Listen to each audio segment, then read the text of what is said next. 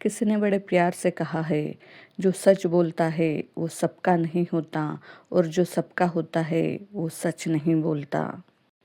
एक बहुत प्रसिद्ध राजा थे। उन्होंने अपने दरबार में एक बड़ा उत्सव रखा था। वो राजा वृद्ध होते चले जा रहे थे, लेकिन अपने सिंहासन पर बैठे थे और उत्सव में उन्होंने अलग अलग राजाओं को बुलवाया था। एक राज्य की सुप्रसिद्ध नर्तकी को भी बुलाया था और साथ में अपने गुरुजी को भी बुलाया था। जब गुरुजी दरबार में आए तब उनके पास वो नर्तकी को देने के लिए कुछ भी नहीं था। तो राजा ने गुरुजी को एक स्वर्ण भरी थैली दी और कहा, जब आपको नृत्य अच्छा लगे तो आप अपनी ओर से ये पुरस्कार नर्तकी को दे दीजिए। आपकी ओर से नृत्य पूरी रात चलता रहा। पूरी रात उत्सव चलता रहा। जब सुबह की चहल पहल होने लगी, जो संगीत दे रहा था, जो तबला बजा रहा था, वो गूंगने लगा। उसको नींद आने लगी। नर्तकी ने धीरे से देखा, ये तो गूंगने लगा है। राजा को पता चला तो राजा तो इसको दंड दे देगा, इसको सज़ा मिल जाएगी।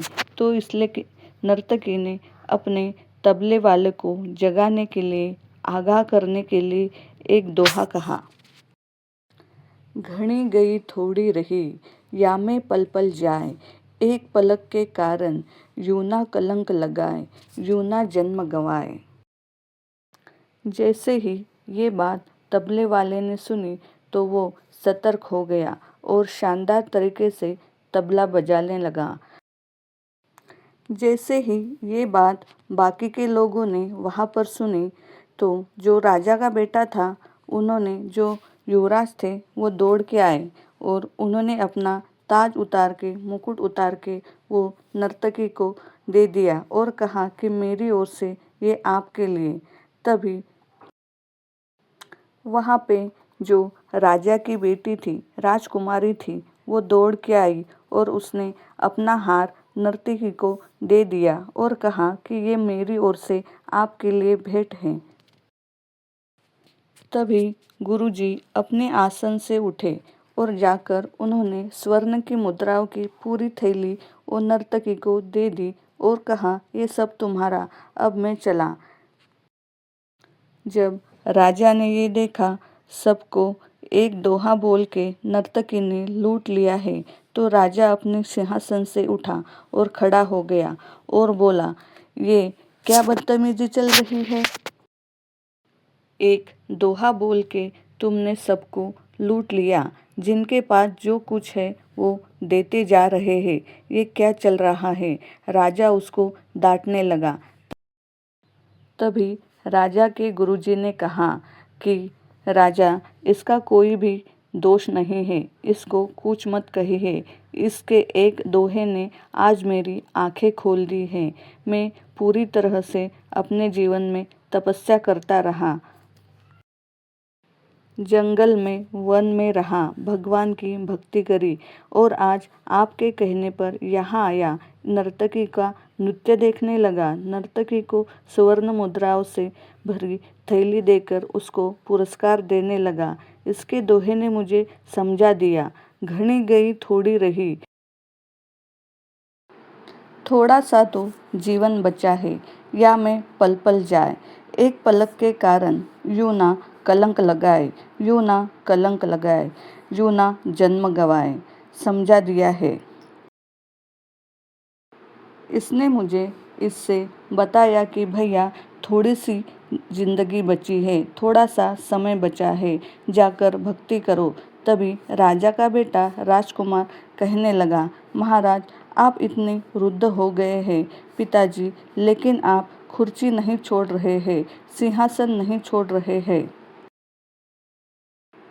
आज मैं आपको सिपाहियों के साथ मिल करके आपकी हत्या करने वाला था, लेकिन इस नर्तकी के दोहे ने मुझे समझा दिया कि घनी गई थोड़ी रही, थोड़ा सा समय बचा है।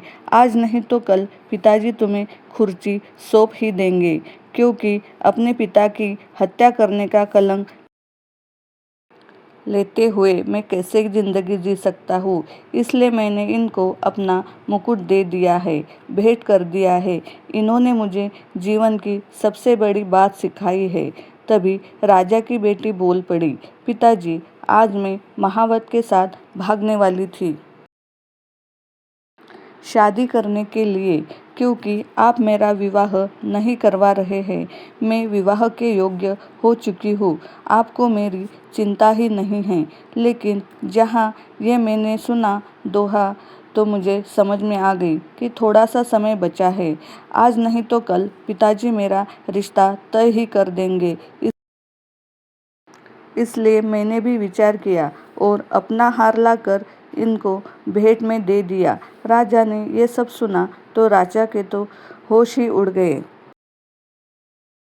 और उन्होंने बिना देर किए अपने बेटे से कहा, बेटा, आज और अभी से, इसी पल से तुम इस राज्य के राजा बने हो। और बेटी से कहा कि तुम इतने सारे राजकुमार आए हैं, इनमें से तुम्हें जो पसंद है अपने शादी के लिए वर ढूंढो और अपना विवाह सुनिश्चित करो। और राजा ने कहा, मैं भी राजपाट छोड़कर जंगल में जाता हूँ और तपस्या करूँगा, भगवान की पूजा करूँगा। राजा का भी मन बदल गया और ये सब होने लगा। तब नर्तकी ने सोचा, मेरे एक दोहे ने सबके जीवन को पलट दिया है और मैं अभी भी यही कर रही हूँ। नर्तकी ने भी अपना फैसला लिया कि वो आज से नृत्य छोड़ देंगी और भगवान की भक्ति करेगी, क्योंकि घनी गई थोड़ी रही या में पल पल जाए। ये कहानी राजा की नर्तकी की नहीं है दोस्तों, आपकी हमारी कहानी है। हमारे जीवन में भी समय दौड़ता चला जा रहा है और थोड़ा सा बचा है। बस थोड़े से जीवन में कुछ ऐसा कीजिए जो कि कलंक ना लगे, बल्कि आपका उद्धार हो जाए।